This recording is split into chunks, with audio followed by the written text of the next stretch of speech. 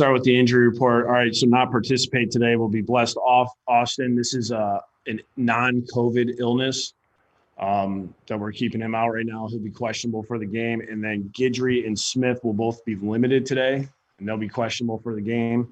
And then the rest of the guys are full participants. So little smaller than what we're used to. It's a good thing.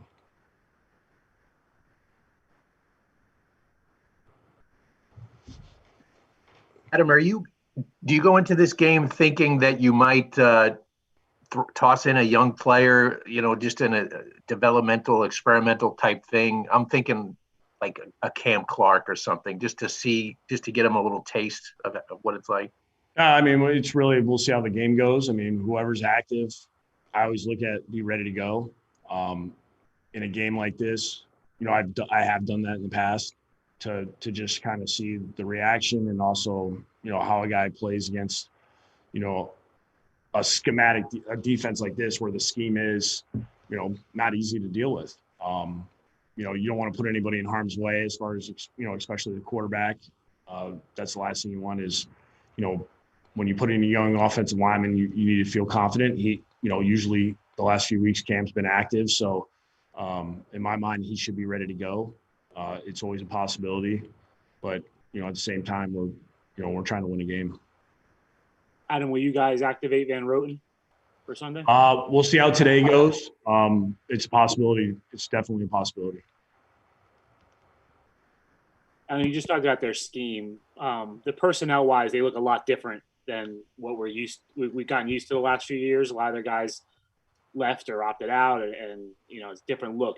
Is their scheme kind of the same as you've seen all through the years for New England? Or they've changed probably since the last time we played them. It's changed a little bit, but it's really because of who they have available to them.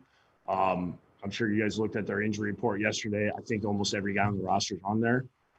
Now that there could be multiple reasons for that, but I think when you look at that, they're trying to do, what's best for them with what is available as far as players. If they have, a whole bunch of outside linebackers, all of a sudden you see kind of like a 5-1 look. If the interior guys are there, then all of a sudden you can see a little more of like 3-4-ish look. It just depends every week has been so different for them as far as who's been available for them. What do you mean by that they have so many guys on there? I don't know. Yeah, I'm sure you can figure it out, Rich. Old Tom Brady questionable with a shoulder for 58 straight weeks. Yeah. 15 years. Who do you expect to play quarterback? I think we look at it as we have to be ready for both. Obviously, both those guys have played. I don't know. We'll see. We prepared for both. Adam, just in terms of your own rookies and everything that's been thrown at them this year, just how have you seen them develop over the course of the year, and what do you kind of see for them heading into the next season? Well, I'll start with how the veteran players have gone about their business week in and week out. I think has been a huge positive example for our young players because they saw the right way to try to do things, even through a lot of adversity. So our young players, I feel like, have gotten better because they've understood how they need to practice throughout this. They understand how they need to show up and be ready for game day. And then when they get their opportunities, they got to make the most of it. I think there's a lot of young guys. They got a lot of valuable playing time this year, but I also think they got a lot of valuable practice time as well.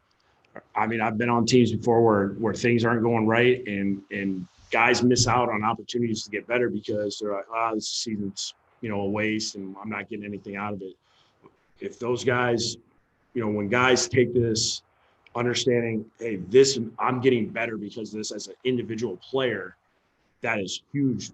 It's so beneficial for a young player because you only get so many shots at this thing. You only get so many reps. Every rep's so valuable for all these guys, especially rookies, because especially no offseason, no real training camp, no preseason games. Everything that we do is critical for these guys' development.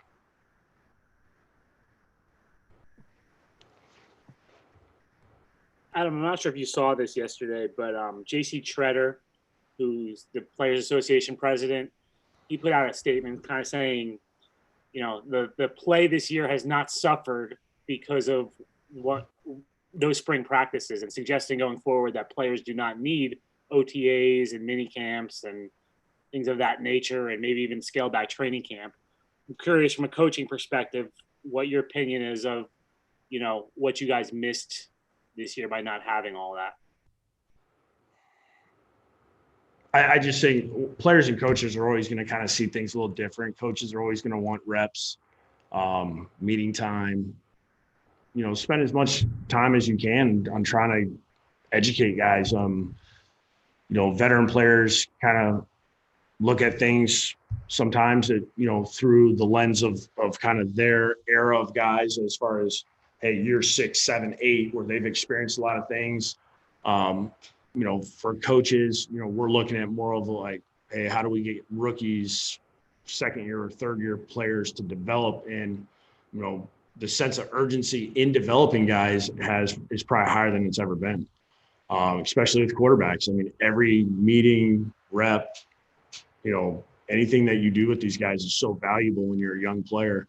I guess, coaches are always going to look at things from a different lens than players, which is, that's normal. I think GVR and myself, we've had these discussions as far as kind of how we see things, how coaches look at things and how players. And, I always think it's healthy conversation, because there's always better ways to do things. And there's always ways to, try to improve your team, with kind of the guidelines that we're given. We all knew this season was going to be different because of COVID and the impact. Was it more different than you expected?